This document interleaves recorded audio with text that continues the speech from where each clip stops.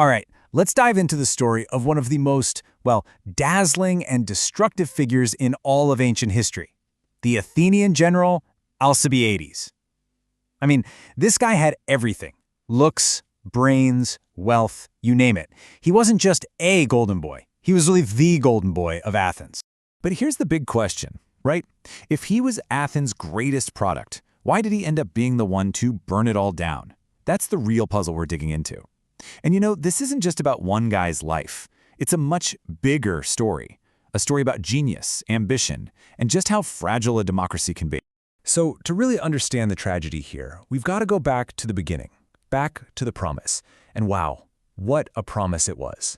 Alcibiades was a genuine prodigy, born right at the absolute peak of Athenian power and culture. Talk about being in the right place at the right time. And get this, he was actually raised by the great statesman Pericles, the architect of Athens' entire golden age. But the thing is, the two of them could not have been more different. Pericles was cautious, totally dedicated to the state. Alcibiades, he was reckless and, well, dedicated only to himself. I mean, it's almost like a checklist for the perfect Greek hero, He was born into this super wealthy, famous family. He's the ward of the city's greatest leader. He gets the best education, studying with all the top thinkers. He's even the favorite student of Socrates himself. And on top of all that, he was famous for being incredibly handsome his whole life. But, and this is a huge but, buried in all those gifts were the seeds of Athens' ruin. He was also known to be willful, spoiled, and just dangerously ambitious. And that incredible potential? Well, it didn't take long for it to curdle into this dangerous, all-consuming ambition, an ambition that was about to completely change the course of the Peloponnesian War. You see, Alcibiades' vision wasn't for a greater Athens. Oh no, it was for a greater Alcibiades. For him, the state, its armies, even its people, they were all just tools, instruments for his own personal rise to basically dictatorial power. And that's what made him so incredibly dangerous. Think about it. Most politicians are guided by something, right? Duty, ethics, a political ideology. Alcibiades, he was guided by nothing but his own self-interest. Sure, it made him charismatic as hell, but it also made him completely unpredictable and totally treacherous. So let's paint a picture of what was happening. Athens was in this fragile peace with its biggest rival, Sparta.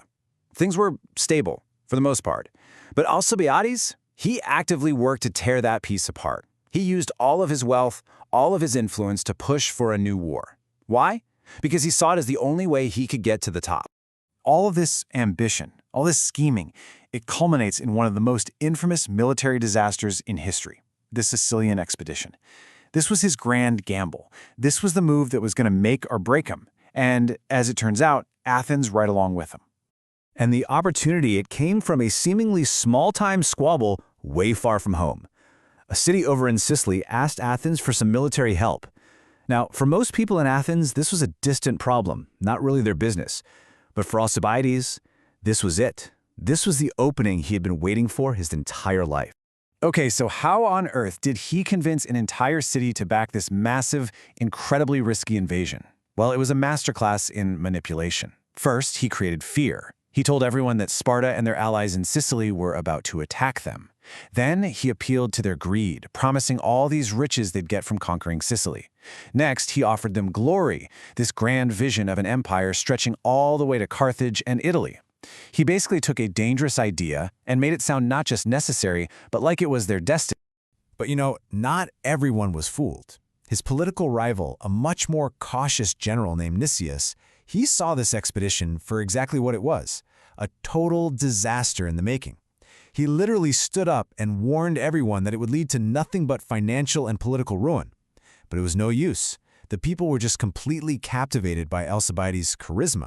And this really was the pivotal moment. So what was it? A masterstroke of strategy to finally win the war? Or was it just a fatal act of hubris from a man who thought he could never fail? The answer? Well, the answer would come with terrifying speed. Because the thing is, this grand expedition hadn't even really started before Alcibiades' personal world, and with it, the fate of the entire mission, began to completely, and I mean completely, unravel. It happened on the very eve of the launch, a truly shocking act of sacrilege. All across Athens, the sacred statues of the god Hermes were mutilated. It was seen as a terrible, terrible omen. And for Alcibiades' enemies, it was the perfect opportunity. And from there, his fall was just unbelievably fast. One minute, he's the general of the grand expedition, leading the most powerful force Athens had ever put together. The next, he's being accused of this horrible crime of impiety. While he's on his way to Sicily, he gets the summons. He's being called back to Athens to stand trial. But instead of going back to face his enemies, he escapes. And just like that, in his absence, Athens sentences its most brilliant general to death. So now, he's an enemy of the state. And this is where his personal downfall becomes Athens' downfall. Feeling betrayed by his city, he decides to betray it right back. He turns traitor. He goes over to Sparta, of all places, and becomes a primary cause for Athens' ultimate defeat. He literally gave them the blueprint to destroy his own people. So, what's the legacy of this spectacular rise and fall? Well, it's pretty much a dark reflection on democracy itself, on the nature of genius, and on the true cost of ambition when it's just left to run wild. You know, to his critics, he really embodied the failure of Athenian democracy. It's not like he was just some rogue actor who came out of nowhere. In a way, he was the ultimate product of that very system, a system that could be swayed by charisma over actual substance. He just used the tools of democracy to get the people to vote for their own destruction. And that's the tragic paradox, isn't it? Athens created this brilliant, capable, charismatic man, the culmination of its intellectual and political life. And he was the very agent of its destruction. The man who was supposed to be its greatest triumph became its greatest failure. Which kind of leaves us with a pretty unsettling question, one that really sticks with you. Can a democracy survive its own most brilliant citizens? I mean, the story of Alcibiades forces us to wonder what happens when a society produces someone so talented, so ambitious, and so persuasive that they can convince the people to follow them right into ruin.